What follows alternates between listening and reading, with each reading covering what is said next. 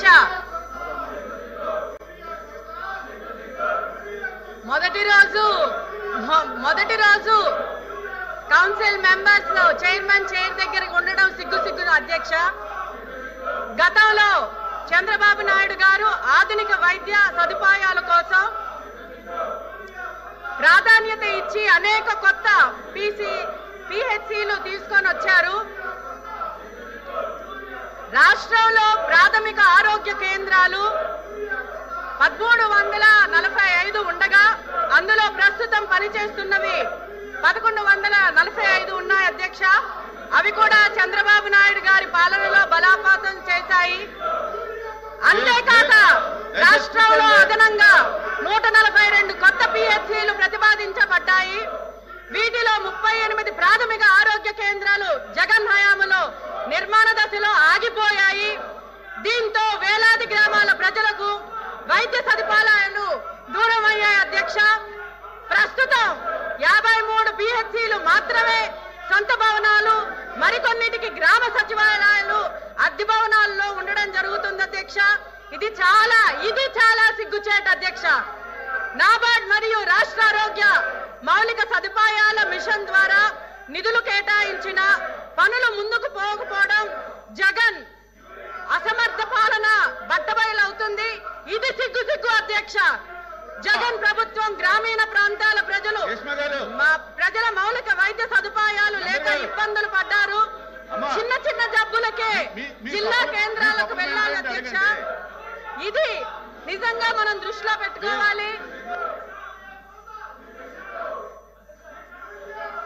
పిహెచ్సిలో గత ప్రభుత్వంలో డాక్టర్లు కొరత, నర్సుల కొరత, ఔషధాలు లేక కొరత జరిగింది అధ్యక్ష. ఆసుపత్రులకు వెళ్ళడానికి కూడా చిన్న గ్రామాల నుంచి ఇబ్బంది పడడం జరిగింది అధ్యక్ష. కరోనా సమయంలో కూడా పిహెచ్సిలు స్థాయిలో వైద్య సదుపాయాల కొరతలో ప్రజలకు తీవ్ర ఇబ్బంది కలిగింది అధ్యక్ష. అది సిగ్గుచేటు అధ్యక్ష. ప్రతి గ్రామానికి నాణ్యమైన వైద్య సదుపాయాలు అందించడమే ముఖ్యమంత్రి చంద్రబాబు నాయుడు గారి లక్ష్యం.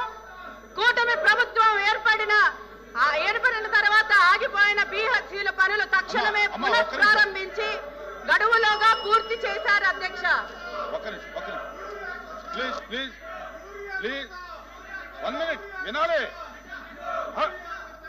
మీరు ఒక నిమిషం వినాలి, దయచేసి వినాలి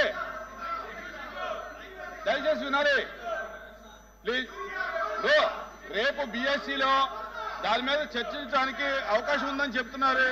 నిర్ణయం తీసుకున్నారు రేపొద్దున మంత్రి గారు చెప్తున్నారు కదా.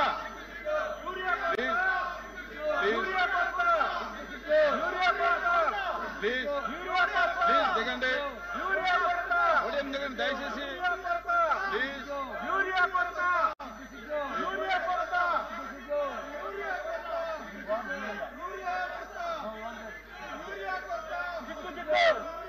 ప్లీజ్ మంత్రి గారు చెప్పారు, కన్సర్న్ మంత్రి గారు చెప్పారు, రేపు బిఎస్సిలో మాట్లాడదాం.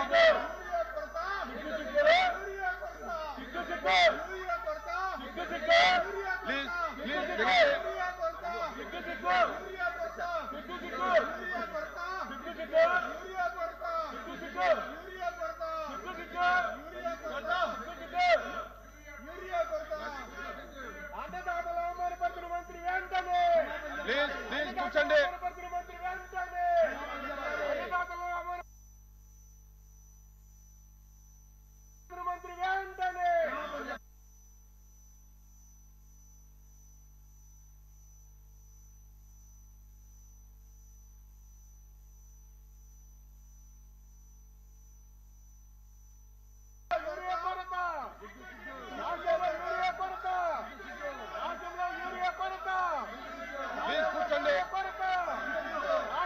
The house is adjourned for 10 minutes.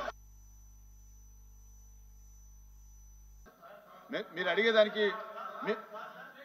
అడిగేదానికి మరొకసారి మంత్రి గారు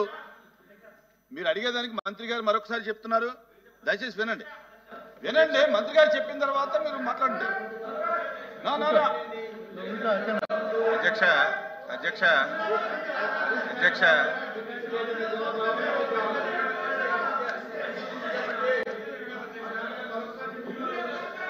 అధ్యక్ష నేను వాళ్ళు అడగకముందే రెస్పాండ్ అయ్యాను అధ్యక్ష. ఈరోజు రెడీగా ఉన్నాము. ఈ ఇష్యూ మీద డిస్కస్ చేయడానికి ప్రభుత్వం సిద్ధంగా ఉంది. ప్రభుత్వానికి కూడా అవసరము. యూరియా కానీ వ్యవసాయ ఉత్పత్తుల మీద కానీ ప్రభుత్వం ఏ నిర్ణయాలు తీసుకుంది, ఏ విధంగా ఈ రాష్ట్రంలో రైతులకు ఆదుకుందనే విషయం చెల్లవలసినటువంటి అవసరం ఉంది. కాబట్టి మీకు ముందుగా చెప్పాను అధ్యక్ష, మీరు ఎప్పుడు సమయం ఇస్తప్పుడు చర్చించడానికి డిస్కస్ చేయడానికి ప్రభుత్వం సిద్ధంగా ఉందని మీ ద్వారా సభ్యులకు తెలియజేస్తున్నాను.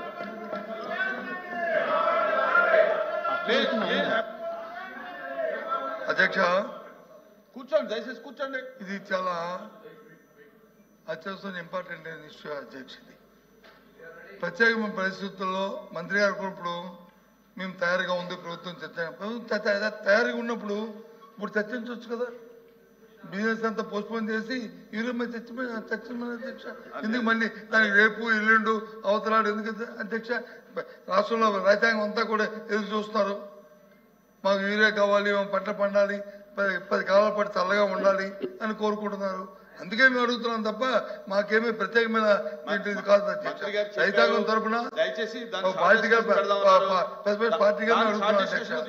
అందుకు మేము మంత్రి గారు కూడా కాదు అధ్యక్ష. మంత్రి గారు చెప్పారు కదా, మేము తయారుగా ఉన్నాము, ప్రభుత్వం తయారుగా ఉందని ఆయన నోడుతుందని చెప్పారు కదా. మా అడుగుతాం అధ్యక్ష. చెప్పండి అధ్యక్ష. మంత్రి గారు బిజినెస్ లో పెడదామండి చెప్పారు కదా.